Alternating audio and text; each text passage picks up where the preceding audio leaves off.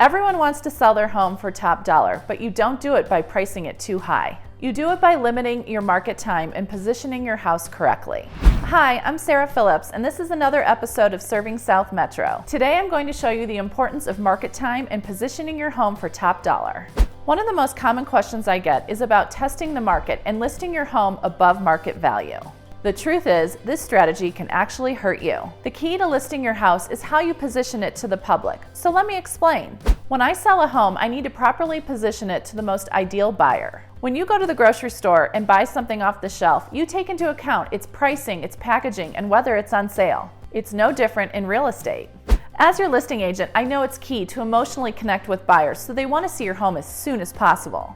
I always ask my sellers what made them purchase the home they're currently in, and then I use those reasons through my marketing to attract other buyers. Pricing your home properly will eliminate too much time on the market and will avoid lowball offers. You will receive the most amount of showing traffic in the first 2 weeks your home is on the market. When your home goes on the market, you'll be considered the new listing. Serious buyers will want to schedule a showing immediately. It is this buzz that creates the urgency amongst the buyers. They know that new listings get a lot of traction, and if it's priced right, it's gonna go fast. As your home sits on the market, buyers assume they have more room for negotiation. As a buyer, which home would you be more likely to negotiate? The one that was just listed or the house that's been on the market for a while?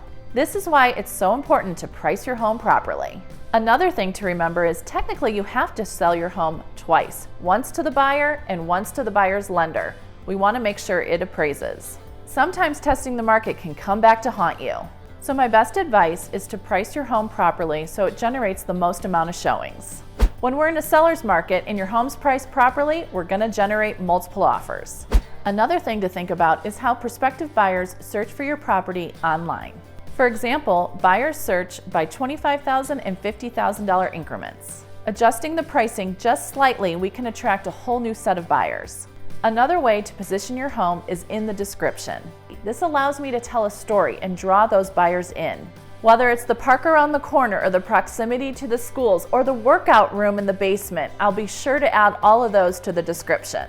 One of the most important tactics I use to position your home is how it's marketed.